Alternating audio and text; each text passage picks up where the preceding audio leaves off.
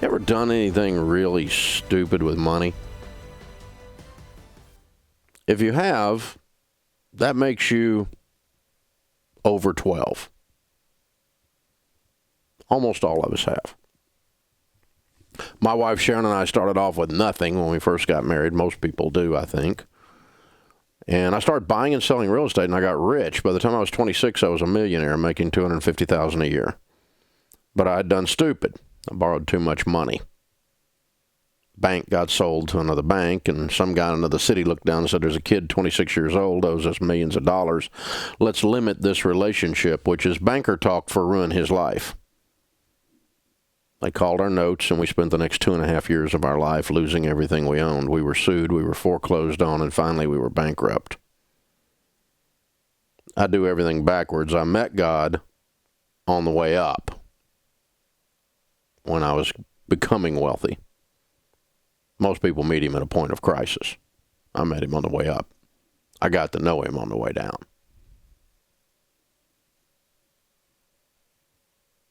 So, 28 years old with a brand new baby, a toddler, and a marriage hanging on by a thread, we got the opportunity to start from zero again. Only I had to figure out how money works. Not what your broke brother-in-law's opinion is. How money really works. And so, as a Christian, I decided I would figure out what the Bible has to say about money. And I talked to old rich people. I didn't want to talk to young rich people. I'd been him. I didn't want his opinion. In business, we study successful people in a certain area, and then we emulate or copy what they're doing in order to have the same success they've had. It's called best practices. It's why you hire a personal trainer. They have abs and you have a keg. They know something you don't know. They do something you don't do. And so we learn from someone that knows something we don't know because they've actually done it, not have a theory about it. See, I don't really care what your theories are about money if you're broke. You're just arrogant and stupid. You live in your mother's basement and you write a money blog. Nobody cares what you think. Dave Ramsey doesn't understand the power of credit cards. Oh, my God. Really, after 30 years, you're still writing that stuff? You've got to be kidding me. So we learned how to handle money. And we learned that money really is fairly simple. It's just hard to do. There's only about 4 or 5 things you got to do to win. You have to live on less than you make. You need to live on a plan, a written budget. You need to get out of debt, because when you don't have any payments, you have money.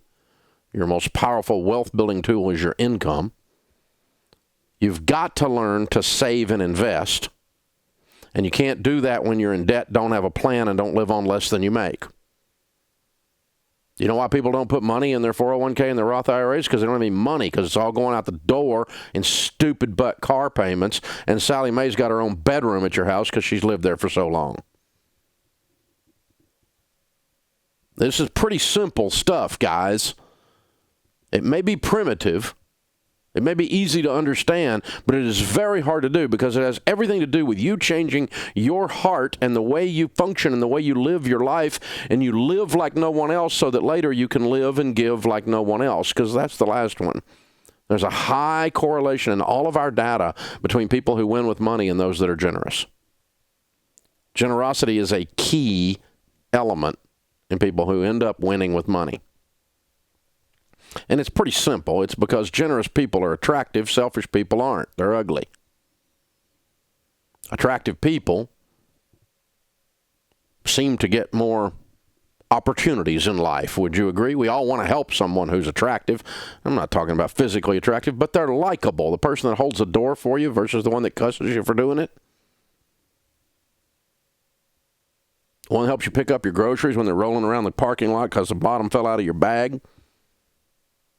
That's a generous person. They might be a person who gives you some money because you're broke. You don't have money for food, or you're going through a hard time and they help you out. There's a high correlation between generosity and financial success. And it's not that financial success allows people to be generous. It's that generosity causes people to be people that are lovable, likable, more than selfish people. And they have a tendency to prosper. It's a pretty easy formula, really, if you think about it. And when you're out of debt, hey, Ramsey doesn't understand the power of credit cards. Yeah, I do. I've watched the power of credit cards destroy people's lives for years. I absolutely understand the power of a credit card. And I've watched stupid people write clickbait articles about me and other people saying how to use a credit card, the proper way to use a credit card, and credit cards are good for reward points. Yeah, I've never met a millionaire that said, Dave, I made all my money with airline miles. Dave, those Discover points put me over the top. That was my breakthrough financial moment. Never met a single millionaire, and I've met with thousands of millionaires. Never met one that said that. They all say, I can't believe people fall for credit card debt. I can't believe people continue to use these stupid credit cards. It's like half the population is dying of lung cancer, and everybody's standing around going, well, I guess cigarettes kill you. Well, no kidding. Unbelievable. The credit card is the cigarette of the financial world. It used to be cool. Everybody thought it was neat, and people are catching on that it ain't a good idea. Hello. This is not rocket science, people. Live on less than you make. Becky's on Twitter. Do you literally mean beans and rice, or is that an exaggeration to make a point? Becky, you've got to be kidding me. Do you really think people doing this plan only live on beans and rice? I mean, really? Twits on Twitter. Really? Of course not. It means lower your stupid butt lifestyle and quit spending money like you're in Congress is what it means. It means quit going out to eat. You're broke. It means quit buying the most expensive thing at Whole Paycheck over there and get your dadgum coupons out and have a meal plan and actually cook from scratch because it saves money. And don't go on vacation. You're broke. And don't buy that. You're broke. You have clothes in your closet. Stay out of the mall. Live on less than you make. That's what it means. You have to live on less than you make in order to pay off debt, in order to save and invest, in order to be generous. You can't spend more than you make and end up anywhere but in bankruptcy court. And people are doing it every day, everywhere. See, this stuff we teach here, folks, is not hard to understand. It's very hard to actually go and do it. This is the Dave Ramsey Show.